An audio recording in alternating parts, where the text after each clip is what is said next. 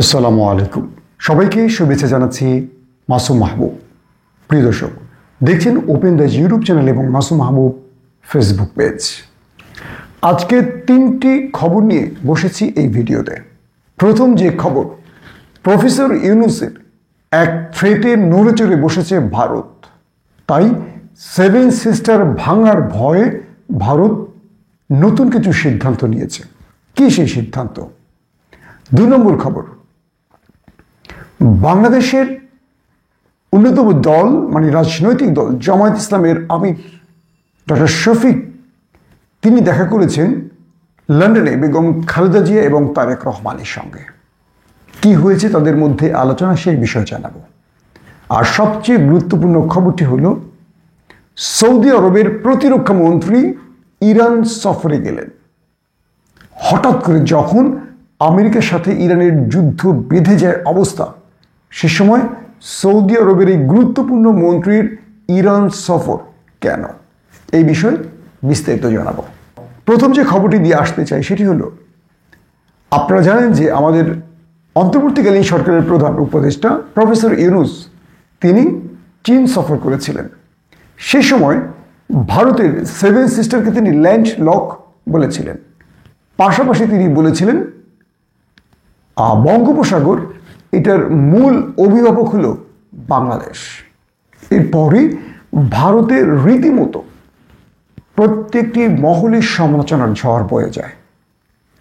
Landlock এবং বঙ্গোপসাগরের প্রকৃত অভিভাবক বাংলাদেশ, এই দুটো শব্দের মাঝে আরেকটি শব্দ বলেছিলেন প্রফেসর ইউনূস, সেটি হলো চীনের অর্থনীতিকে আরো সমৃদ্ধ করতে বা আরো গতিশীল করতে বাংলাদেশ বড় ভূমিকা রাখতে পারে। অর্থাৎ বাংলাদেশ চীনকে এই ব্যাপারে বড় রকম সহযোগিতা করতে পারে। তো সেভেন সিস্টার ইস্যুটি নিয়ে প্রফেসর ইউনূসের এই বক্তব্যটির পর আমরা দেখলাম নরেন্দ্র মোদীকে ধুয়ে দিয়েছে বিরোধী দলের নেতা সোনিয়া গান্ধীর ছেলে রাহুল গান্ধী, এবং বিভিন্ন প্রেক্ষাপট থেকে, বিভিন্ন ফোরাম থেকে নরেন্দ্র মোদীর সমালোচনা করা হয়েছে। সেভেন সিস্টার আপনারা প্রত্যেকেই জানেন, ভারতের উত্তর পূর্বাঞ্চলের 7টি প্রদেশ, 7টি রাজ্য। বলা হয় ভারতে এই 7টি রাজ্য সবচেয়ে বেশি দুর্বল অবস্থায় রয়েছে, অসহায় অবস্থায় রয়েছে এবং দারিদ্র্য সীমার নিচে রয়েছে। এবং ভারত এই 7টি রাজ্যের উপর শোষণ করছে, যার কারণে এই রাজ্যগুলোর মানুষ স্বাধীনতা চায়। তাই যে কেউ তাদের পাশে দাঁড়ালে এই রাজ্যগুলো ভারতের সরকারের বিরুদ্ধে দাঁড়াতে পারে, এই আশঙ্কাটি বরাবরই রয়েছে। এরপর আমরা মণিপুর থেকে আরো অনেক ঘটনা দেখলাম কিভাবে বিজেপি সরকার তাদের সাথে আচরণ করেছে, প্রচুর লোককে মেরেছে। তো সবকিছু মিলে নরেন্দ্র মোদী প্রফেসর ইউনূসের এই বক্তব্যের পর আতঙ্কিত হয়ে গেছেন, কারণ ব্যক্তিটা প্রফেসর ইউনূস, যিনি এখন পর্যন্ত ভারতকে পররাষ্ট্রনীতির ভাষায় প্রতি মুহূর্তেই প্রতিহত করেছেন এবং ভারতকে তিনি একেবারেই পাত্তা দেননি। আন্তর্জাতিক গণমাধ্যমগুলো বলছে, নরেন্দ্র মোদী যত বড় দেশেরই প্রধানমন্ত্রী হন না কেন, ছোট্ট বাংলাদেশের একজন অন্তর্বর্তীকালীন সরকারের প্রধান উপদেষ্টা নরেন্দ্র মোদীকে পররাষ্ট্রনীতিতে প্যাকেট করে ফেলেছে। এটা আমার কথা না, আন্তর্জাতিক বিশ্লেষকের বক্তব্য। আর ঠিক সেভাবে নতুন করে সেভেন সিস্টারকে ধরে রাখার জন্য নরেন্দ্র মোদীর পররাষ্ট্রমন্ত্রী জয়শঙ্কর সিদ্ধান্ত দিলেন নতুন কিছু। জানালেন এই উত্তর পূর্ব প্রদেশগুলোতে বা রাজ্যগুলোতে সেভেন সিস্টারে তিনি বিশেষ বিনিয়োগের জন্য সম্মেলন করতে যাচ্ছেন এবং এই রাজ্যগুলোর প্রতিবেশী দেশকে নিয়েই এই আয়োজনটি করা হবে। পাশাপাশি আন্তর্জাতিক ফোরামে সেভেন সিস্টারের বড় বড় বিনিয়োগ আনার জন্য এবং এখানকার অর্থনীতিকে গতিশীল করার জন্য ভারত বড় ভূমিকা রাখবে। মূল বিষয়টি হলো, ভারত প্রফেসর ইউনূস এবং চীনের শি জিনপিং এর বৈঠক বা ল্যান্ডলক সম্বোধন সবকিছু মিলে একটা বড় আতঙ্কে পড়ে গেছে এবং মনে করছে বাংলাদেশ যদি এই ক্ষেত্রে কোনো বিপরীতমুখী গেম খেলে বসে তাহলে সেভেন সিস্টার হাতছাড়া হয়ে যেতে পারে ভারতের। আর তাই নতুন করে ভারতের সরকার সেভেন সিস্টারে নজর রাখছে। আর সেই নজরের প্রথম ধাপটি হলো বিনিয়োগ সম্মেলন, এবং এটি নিয়ে হয়তো আপনারা কম বেশি সংবাদে দেখেছেন। এখন নরেন্দ্র মোদী কি করে সেভেন সিস্টারকে শান্ত রাখবেন, তার দখলে রাখবেন, সেখানকার মানুষের মধ্যে অসন্তোষ দূর করবেন, সেই পরিকল্পনা তৈরিতে বসে গেছেন, কারণ প্রফেসর ইউনূসের ভয়। এবার দ্বিতীয় প্রসঙ্গ, জামাত ইসলামের আমির ডক্টর শফিকুর রহমান, তিনি বেলজিয়াম থেকে লন্ডনে গেছেন এবং সেখানে বিএনপির চেয়ারপারসন বেগম খালেদা জিয়া এবং বিএনপির ভারপ্রাপ্ত চেয়ারপারসন জনাব তারেক রহমানের সাথে সাক্ষাৎ করেছেন। এই বিষয়ে একটি টেলিভিশনে কথা বলেছেন ডক্টর শফিক। তিনি বলেছেন, মূলত এটি রাজনৈতিক সফর নয়, এটি সৌজন্য সাক্ষাৎ।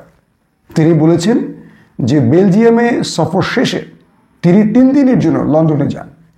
আর এই লন্ডন সফরের প্রধান কয়েকটি কারণ, তার পারিবারিক কিছু সদস্যদের সাথে বৈঠক, পাশাপাশি বেগম খালেদা জিয়ার সাথে দেখা করা। অর্থাৎ বেগম জিয়া যখন বাংলাদেশ থেকে লন্ডনে চিকিৎসার জন্য চলে যান, ঠিক সেই মুহূর্তে জামায়াত ইসলামের এই আমির বেগম জিয়ার সাথে দেখা করতে পারেননি। সেই কারণটি তিনি উল্লেখ করেননি, বলেছেন কিছু কারণে দেখা করা সম্ভব হয়নি। আর যেহেতু এই দুটো দল বিগত 15-16 বছরে ফ্যাসিস্টদের বিরুদ্ধে একসঙ্গে লড়াই করেছে, তাই এই দুটো দলের মধ্যে একটা ভ্রাতৃত্ব বা শক্ত বন্ধন তৈরি হয়েছে। আর ঠিক সেভাবেই একজন মজলুম নেত্রী এবং অসুস্থ নেত্রীকে দেখার জন্য লন্ডনে গিয়েছিলেন জামায়াতের আমির। তিনি বলেছেন, যেহেতু আমাদের টার্গেট ছিল বেগম জিয়াকে দেখা বা তার শারীরিক খোঁজ খবর নেওয়া, যেহেতু তাকে তারেক রহমানের বাসায় গিয়ে দেখতে হবে, তাই সেখানে তারেক রহমানের সঙ্গে দেখা হয়েছে এবং তারা আগামী দেশ কিভাবে পরিচালিত হতে পারে, নির্বাচন কবে হতে পারে, এই বিষয়গুলো তারা খুব আনুষ্ঠানিক আলোচনা করেননি, তবে খোলামেলা বিভিন্ন আলোচনা উঠেছে এবং সেই আলোচনাগুলো তারা করেছেন। এবং কবে নাগাদ নির্বাচন হবে, কোন পদ্ধতিতে, কিভাবে সংবিধান প্রণয়ন, সবগুলো বিষয় তারা কোন স্পেসিফিক সিদ্ধান্তের জন্য আলোচনা করেননি। জাস্ট চায়ের আড্ডা রাজনৈতিকভাবে বা রাজনৈতিক কর্মীরা যেভাবে কথা বলে তাদের মধ্যে এভাবেই কথা হয়েছে, ডক্টর শফিক জানিয়েছেন। কিন্তু রাজনৈতিক বড় বড় ব্যক্তিরা বা রাজনৈতিক বিশেষজ্ঞরা বলছেন ডক্টর শফিকের এই সফরটি খুবই গুরুত্বপূর্ণ, কারণ সাম্প্রতিক সময় আমরা দেখেছি জামায়াত এবং বিএনপির মধ্যে একটা বিপরীত অবস্থা, এবং বিএনপি যদি শনিবার বলে জামাত রবিবার বলতো, বা রবিবার যদি জামাত বলতো বিএনপি সোমবার বলতো। এরা এই দুটো দল দীর্ঘ 15 বছর একসাথে থাকলেও হঠাৎ করে তাদের মতবিরোধ সৃষ্টি হয়েছে। তো এই প্রসঙ্গে জামায়াতের আমির বলেছেন যে আমরা গণতন্ত্রের ভাষায় কথা বলতে চাই, আমরা মনে করি যে ওটা আমাদের করে দিতেই হবে, ওই ডেটের মধ্যে এটা হতেই হবে, এটা গণতন্ত্রের ভাষা নয়। আমি আমার মতামত দেব, অন্য দলের মতামত দেবে।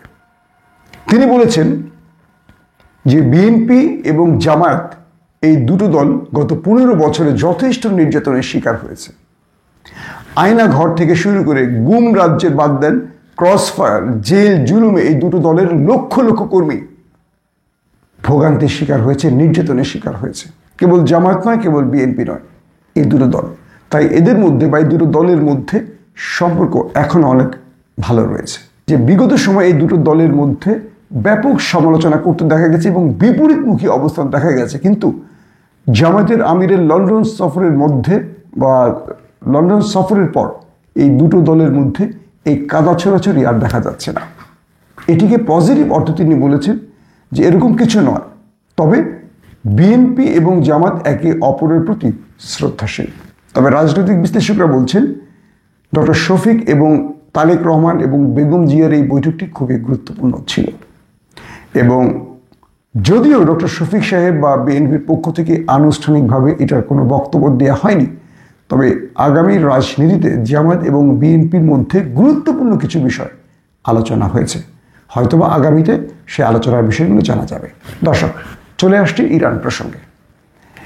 ইরান সফর করেছেন আজ বৃহস্পতিবার যিনি সফর করেছেন তিনি সৌদি আরবের প্রতিরক্ষা মন্ত্রী, পররাষ্ট্রমন্ত্রী নয়, প্রতিরক্ষা মন্ত্রী। ঠিক গত সোমবার ইরানের পররাষ্ট্রমন্ত্রী তিনি ফোন করে সৌদি আরবের পররাষ্ট্রমন্ত্রীর সাথে কথা বলেছেন, ফয়সাল বিন ফারহান। তো এর পরপরই আমরা দেখলাম আজ ইরান সফরে গেছেন সৌদি আরবের প্রতিরক্ষা মন্ত্রী।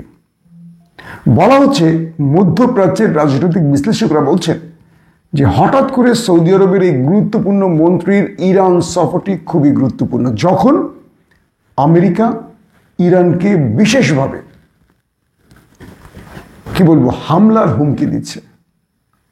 কয়েকটা মতামত পাওয়া গেছে এরকম যে সৌদি আরব কি বা আমেরিকা কি সৌদির মাধ্যমে ইরানের কাছে কোনো বার্তা পাঠিয়েছে, অথবা সৌদি আরব কি ইরানের পাশে দাঁড়াবার জন্য কোনো বিশেষ সবুজ সংকেত নিয়ে ইরান সফর করছে, অথবা আমেরিকা যদি কোনোভাবে ইরানে আক্রমণ করে বসে সেক্ষেত্রে সৌদি আরব বা আরব রাষ্ট্রগুলোর অবস্থান কি হবে সেই ব্যাখ্যা পৌঁছে দেওয়ার জন্য কি প্রতিরক্ষা মন্ত্রীর এই সফর, নাকি দখলদারদের বিরুদ্ধে বা দখলদাররা ফিলিস্তিনের উপর যে নির্যাতন করছে বা ইরানের উপর একটা বড়সড় বা ইরানের পারমাণবিক প্রকল্পে আক্রমণের যে ষড়যন্ত্র করছে দখলদাররা, এখানে সৌদি আরব তাদের সিদ্ধান্ত বা তাদের অবস্থানটা পরিষ্কার করার জন্য গেছে।